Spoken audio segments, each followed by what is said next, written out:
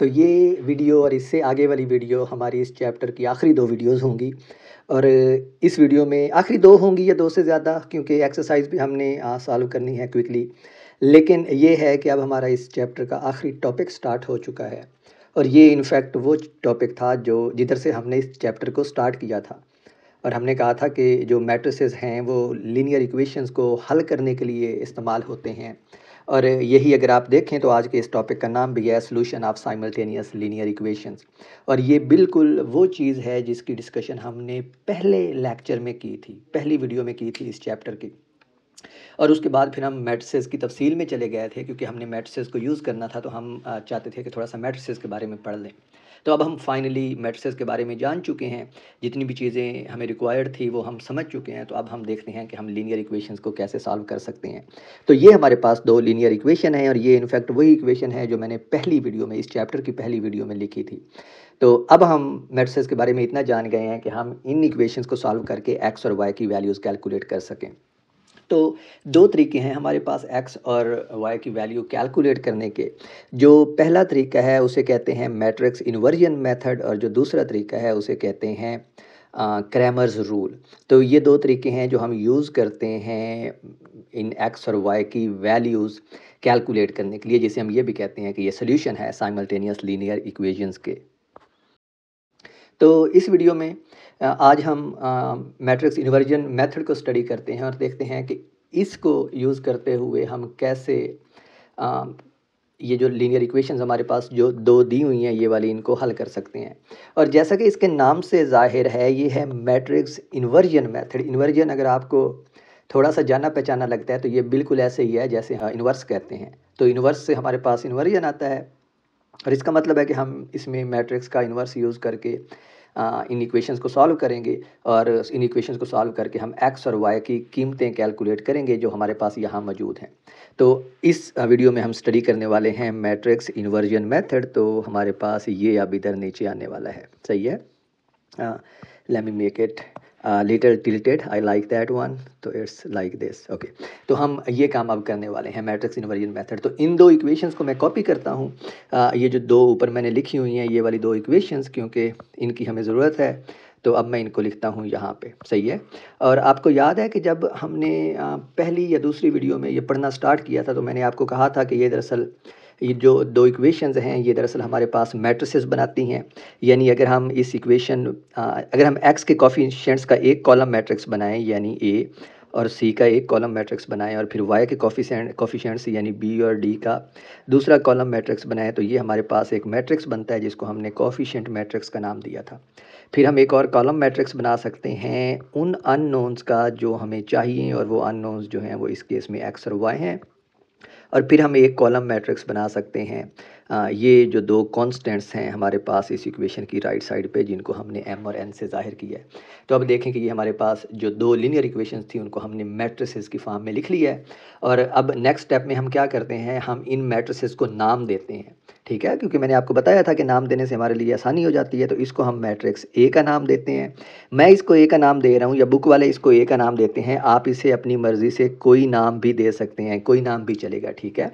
ये जो दूसरा मैट्रिक्स है तो ये हमारे पास है मैट्रिक्स ए, ये पहले वाला जो मैट्रिक्स है ये वाला। ये जो दूसरा मैट्रिक्स है इसको आप मैट्रिक्स एक्स का नाम दें। मैं इसको कैपिटल एक्स दे रहा हूँ क्योंकि बुक में भी कैपिटल एक्स लिखा है। लेट्स यूज़ वाइट कलर जो हम यूज़ कर रहे हैं। तो ये है हमारे पास मैट्रिक्स एक्स, और राइट साइड पे जो ये तीसरा कॉलम मैट्रिक्स है हमारे पास, इसको हम कहते हैं मैट्रिक्स बी। ठीक है, तो अब ये हमारे पास इक्वेशन इस तरह बनी है कि matrix A multiplied by matrix X equals matrix B. और हमने कैलकुलेट करना है मैट्रिक्स एक्स, क्योंकि एक्स कैलकुलेट करेंगे तो वो मैट्रिक्स जो है उसमें एक्स और वाई की वैल्यूज़ हैं जो हमें चाहिए। तो हम क्या करते हैं, अब यहाँ पे हम जो काम करने वाले हैं वो ये है कि हम इस इक्वेशन को दोनों साइड्स से मैट्रिक्स ए से मल्टीप्लाई कर देते हैं। यानी इधर भी मैं सॉरी ए इन्वर्स से मल्टीप्लाई करें तो इधर भी ए इन्वर्स से मल्टीप्लाई करूँगा, और राइट साइड पे भी मैं ए इन्वर्स से मल्टीप्लाई करूँगा। तो मैं इसको थोड़ा सा इधर कर लेता हूँ, और अब मैं मल्टीप्लाई करता हूँ राइट साइड से भी ए इन्वर्स से। सही हो गया। तो अब मुझे पता है कि ये वाला जो है मेरे पास A multiplied by A inverse, ये आइडेंटिटी मैट्रिक्स होता है। तो अब लेफ्ट पे मेरा रह जाएगा identity matrix multiplied by X equals A inverse B. सही है। और जब आप किसी भी मैट्रिक्स को आइडेंटिटी से मल्टीप्लाई करते हैं तो वो मैट्रिक्स जो है वही रहता है जो होता है। यानी ये लेफ़्ट साइड पे मेरे पास क्या रह जाएगा, एक्स, और राइट साइड पे क्या आ जाएगा, ए इनवर्स बी। तो अब मेरे पास, चूँकि मैंने x को कैलकुलेट करना था, तो इनफैक्ट मैंने x को कैलकुलेट कर लिया, उसका जनरल फार्मूला मैंने ड्राइव कर लिया है कि x कैसे आएगा मेरे पास। अब बस मुझे राइट साइड पे दो चीज़ें चाहिए, मैट्रिक्स B और मैट्रिक्स A इनवर्स। B दिया हुआ है, A इनवर्स का फार्मूला हम जानते हैं। A इनवर्स का जो फार्मूला होता है वो हमें पता है क्या होता है, adjoint of matrix A divided by determinant of matrix A multiplied by matrix B। सही है। तो ये हमारे पास फार्मूला आ गया है मैट्रिक्स एक्स को कैलकुलेट करने का इन जनरल। सही हो गया। अब मतलब हम इस फार्मूला को इस्तेमाल करके मैट्रिक्स एक्स जो है वो कैलकुलेट कर सकते हैं। तो ये फार्मूला हम ज़हन में रखते हैं और एक एग्जांपल सॉल्व करते हैं। तो हमारे पास एग्जांपल है, अब हम एग्जांपल लेते हैं। कौन सी एग्जांपल है, ये एक एग्जांपल हमारे पास दी हुई है, लेट्स राइट इट। जो साइमल्टेनियस इक्वेशंस है हमारे पास वो हैं 4x माइनस 2y इक्वल्स 8, और जो दूसरी इक्वेशन है वो है 3x plus Y equals minus 4। तो ये हमारे पास दो इक्वेशंस हैं और इन दो इक्वेशंस को अब हम क्या करते हैं, पहले मैट्रिक्स की फॉर्म में लिखते हैं। तो मैट्रिक्स की फॉर्म में लिखेंगे तो ये बनेगी हमारे पास, कोफिशिएंट मैट्रिक्स बनेगा 4 3 माइनस 2 एंड 1। तो ये हमारे पास x और y के कोफिशिएंट्स का मैट्रिक्स बन गया। उसके बाद हमारे पास कॉलम मैट्रिक्स आएगा x और y का, और उसके बाद राइट हैंड साइड हमारे पास जो दो कांस्टेंट नंबर दिए हुए हैं 8 और -4, इनका एक मैट्रिक्स बन जाएगा। तो ये हमारे पास मैट्रिक्स आ गया।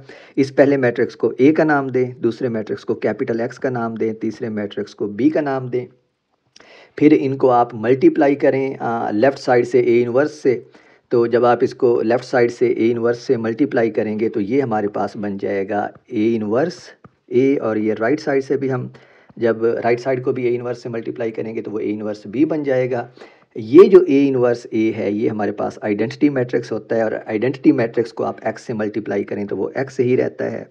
तो ये हमारे पास बन जाएगा x equals A inverse B। तो हमारे पास x का फार्मूला आ गया। अब हम x को कैलकुलेट कर सकते हैं। तो सबसे पहले हमने A इनवर्स लेना है, और हमारे पास जो A मैट्रिक्स है वो ये वाला है।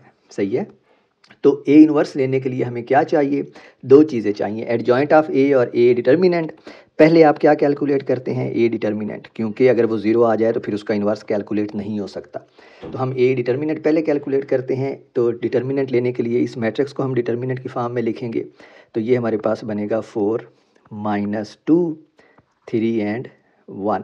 अब इसका डिटर्मिनेंट आप लेंगे तो ये हमारे पास बन जाएगा 4 multiplied by 1 minus 2 multiplied by 3, और ये इक्वल आएगा 4 multiplied by 1 4 plus 3 multiplied by 2 6। तो ये 10 के इक्वल आएगा।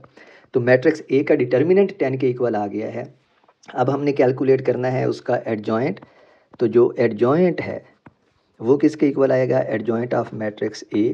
अब क्या करते होते हैं, हमारे पास ये है मैट्रिक्स A, तो इसमें पहले और चौथे एलिमेंट की आप प्लेसेस चेंज करते हैं और दूसरे और तीसरे के साइन चेंज करते हैं।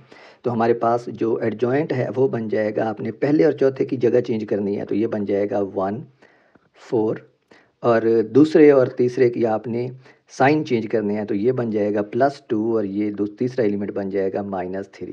तो हमारे पास एडजॉइंट भी आ गया। अब हम ये डिटर्मिनेंट और एडजॉइंट को इस्तेमाल करके क्या कर लेते हैं, A इनवर्स कैलकुलेट कर लेते हैं। तो A इनवर्स हमारे पास आएगा, डिटर्मिनेंट 10 है तो ये बनेगा 1 डिवाइड बाई 10 इनटू ये जो हमारे पास एडजॉइंट आया है जो है 1 2 -3 एंड 4। तो ये हमारे पास आ गया है A इनवर्स। हमें क्या चाहिए था, x चाहिए था, और x कैसे आता है, आप A इनवर्स को B से मल्टीप्लाई करते हैं, और B हमारे पास किसके बराबर है, ये वाला मैट्रिक्स है। तो हम क्या करेंगे, इस A इनवर्स को B से मल्टीप्लाई करेंगे, तो वो अब मैं इधर नीचे करने वाला हूँ। तो हमारे पास जो x है, x ये किसके इक्वल आएगा, A inverse multiplied by B, और A इनवर्स की वैल्यू है हमारे पास 1 डिवाइड बाई 10 इंटू ये मैट्रिक्स जिसके एलिमेंट्स हैं 1 2 -3 एंड 4, और मल्टीप्लाई ये किससे हो रहा है, मैट्रिक्स B से, और मैट्रिक्स B के हमारे पास वैल्यूज़ हैं, एलिमेंट्स जो हैं वो 8 और -4 हैं। तो ये बन जाएगा 8 और -4। तो अब हमने इनको मल्टीप्लाई करना है, तो पहले हम इनको मल्टीप्लाई करते हैं। तो ये 1/10 जो है ये ऐसे ही रहेगा, और जो मल्टीप्लिकेशन का रिज़ल्ट आएगा हमारे पास वो आएगा फर्स्ट रो फर्स्ट कॉलम, ठीक है। तो ये हमारे पास बनेगा 1 मल्टीप्लाइड बाई 8, फिर प्लस 2 मल्टीप्लाइड बाई -4। उसके बाद अब सेकंड रो फर्स्ट कॉलम, तो ये बनेगा -3 मल्टीप्लाइड बाई 8, और फिर बनेगा प्लस 4 मल्टीप्लाइड बाई -4, और ये हमारे पास मैट्रिक्स बंद हो जाएगा। और ये 1/10 into 1 multiplied by 8 8, plus 2 multiplied by -4 -8, तो ये बनेगा 8 -8। और जो दूसरी टर्म है 8 मल्टीप्लाइड बाई -3 -24, और फिर माइनस के हमारे पास बनेंगे 4 मल्टीप्लाइड बाई 4 16, तो ये -16। तो ये सिंप्लीफाई होके आ जाएगा 1/10 इंटू 8 -8 0, एंड -24 -16 माइनस के 40। और अब आपने ये 10 को अंदर डिवाइड कर देना है, तो ये बन जाएगा हमारे पास 0/10 0, एंड -40/10 -4। तो ये हमारे पास वैल्यूज़ आ गई हैं। और राइट साइड पे क्या था हमारे पास, सॉरी लेफ़्ट साइड पे x था, और x हमारे पास किसके इक्वल था, स्मॉल x और स्मॉल y के। तो इसका मतलब है कि हमारे पास जो यहाँ से x की वैल्यू आई है वो है 0, और जो y की वैल्यू आई है वो है -4, और यही x और y की वैल्यूज़ हमें चाहिए थी। तो हमने मैट्रिक्स इन्वर्जन मेथड इस्तेमाल करके x और y की ये वैल्यूज़ कैलकुलेट कर ली हैं। यानी मैं x और y की ये वाली वैल्यूज़ अगर इस इक्वेशन में, इन दो इक्वेशन में सब्स्टिट्यूट करूं, तो ये इक्वेशंस सेटिस्फाई हो जाएंगी। यानी पहली इक्वेशन जो है इसमें मैं x और y की वो वैल्यूज़ सब्स्टिट्यूट करूं तो ये लेफ़्ट साइड 8 के इक्वल आएगी, और अगर मैं दूसरी इक्वेशन में सब्स्टिट्यूट करूं तो लेफ़्ट साइड जो है वो 4 के इक्वल आएगी।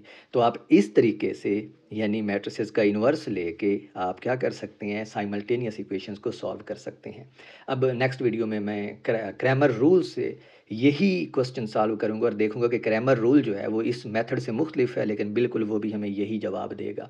क्योंकि हम जो चीज़ कैलकुलेट कर रहे हैं, ये याद रखें कि वो ये इक्वेशंस हैं, तो इन दो इक्वेशंस को मैं किसी तरीके से भी सॉल्व करूं, मेरे पास जवाब सेम आना चाहिए। और यही वजह है कि हमारे पास जो दो तरीके हैं, मैट्रिक्स इन्वर्जन मेथड और क्रैमर्स रूल, आप दोनों में से कोई सा भी इस्तेमाल करें तो आपके पास जवाब सेम आएगा। यानी इस सवाल के लिए x की वैल्यू 0 आएगी और y की वैल्यू -4 आएगी।